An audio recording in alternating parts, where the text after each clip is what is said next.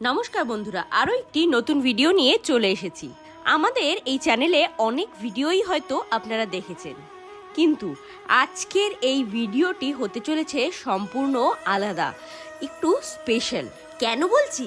আরে সামনে রথযাত্রা যে, তাই মহাপ্রভু জগন্নাথকে নিয়ে একটা ভিডিও হবে না তা কি হতে পারে? আজকের এই ভিডিওতে আমরা রথযাত্রা কবে পড়ছে, তার সঠিক সময়, দিন, ক্ষণ এবং সবচেয়ে গুরুত্বপূর্ণ যেটা তা হলো রথযাত্রার মাহাত্ম্য, এই সমস্ত কিছু সম্পর্কে আলোচনা করব। তাই এই ভিডিওটি অবশ্যই মন দিয়ে সম্পূর্ণটা দেখবেন। তো চলুন আর বেশি দেরি না করে ভিডিওটি শুরু করা যাক। এই ধরনের আরও অনেক ভিডিও পেতে চ্যানেলটি সাবস্ক্রাইব করে বেল আইকনটি প্রেস করে পাশে থাকবেন প্লিজ।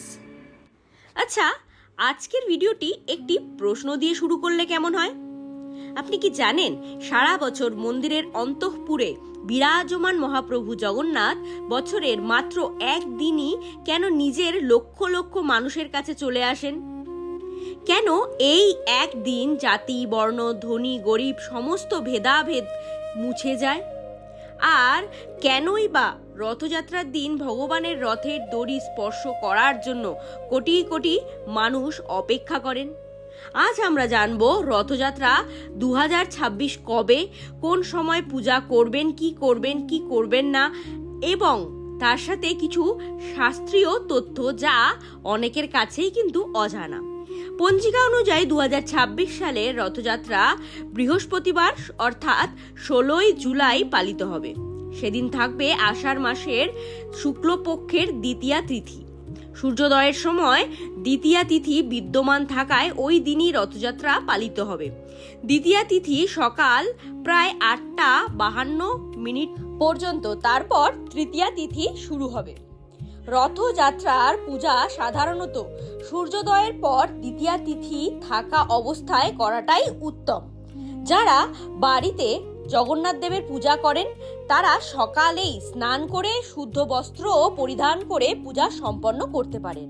পুরীর শ্রীমন্দিরে অবশ্য নিত্য সেবা ও রথযাত্রার নিজস্ব নীতি অনুযায়ী অনুষ্ঠান সারা দিন ধরেই চলে। সবচেয়ে বড় কথা, রথের দড়ি টানার আগে মনে রাখবেন ভক্তি আসল। শুধু দড়ি স্পর্শ করলেই কিন্তু সব পাপ দূর হয়ে যায় এরকম বক্তব্য শাস্ত্রে সরাসরি কোথাওই নেই।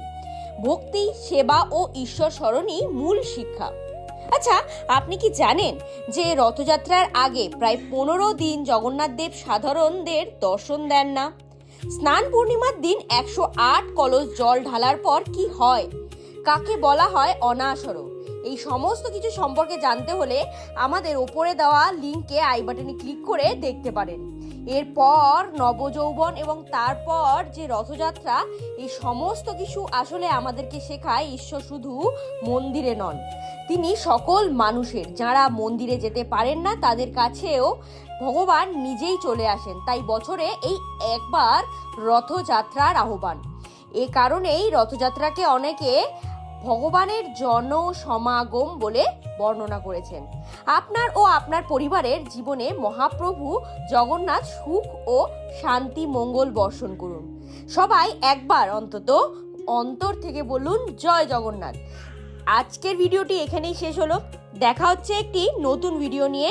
Till then, tata, take care of yourself and your mom dad. জয় শ্রীকৃষ্ণ, রাধে রাধে, জয় জগন্নাথ।